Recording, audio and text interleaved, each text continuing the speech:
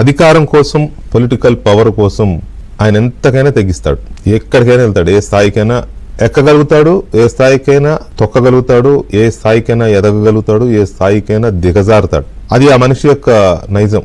అధికారం కోసం ఎవరినైనా దగ్గరికి తీసుకుంటాడు, ఎవరినైనా దూరం పెట్టేస్తాడు. ఆయన రాజకీయం చేసేది ప్రజల కోసం కాదు, పవర్ కోసం.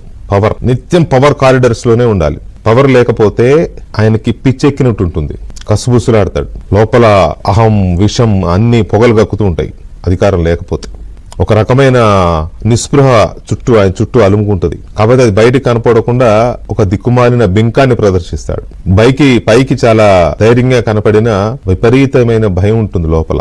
తన చుట్టూ ఎప్పుడు 100 మంది కాపలా ఉండాలనుకుంటాడు. అధికారం లేకపోతే ఎవరిని నమ్మడు కూడా. అధికారంలో ఉన్నప్పుడు అసలు నమ్మడు. ఎవరు ఏం చేస్తారో, ఎవరు ఎప్పుడు తనని దెబ్బతీస్తారో, తన నుంచి సర్వస్వాన్ని లాక్కెళ్ళిపోతారో అనే భయం. ముఖ్యమంత్రి గారు జగన్మోహన్ రెడ్డి గారు అంటే భయపడటం నేను చూశాను.